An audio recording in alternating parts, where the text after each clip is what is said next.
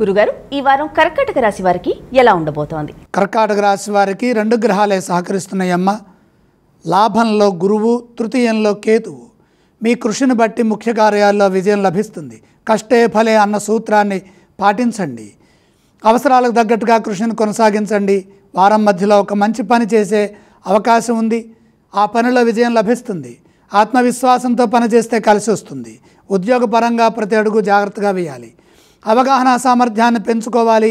సౌమ్యంగా సంభాషించాలి. దేనికి తొందర వద్దు. మీ కర్తవ్యాలను మీరు జాగ్రత్తగా నిర్వర్తిస్తే సరిపోతుంది. తెలియని విషయాల్లో కలగజేసుకోవద్దు. తోటివారితో సామరస్య ధోరణితో వ్యవహరించాలి. మీ ధర్మం మిమ్మల్ని కాపాడుతుంది.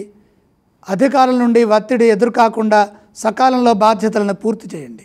పంచమ బుధ సంచారం ఉన్నది కాబట్టి వ్యాపారంలో జాగ్రత్తగా పనిచేయండి.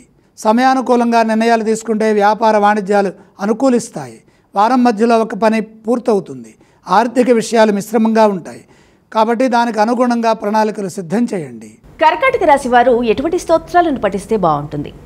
కర్కాటక రాశి వారు శివధ్యానం చేయడం చాలా మంచిది. వారు ఏ దేవతలను ఆరాధించాలి?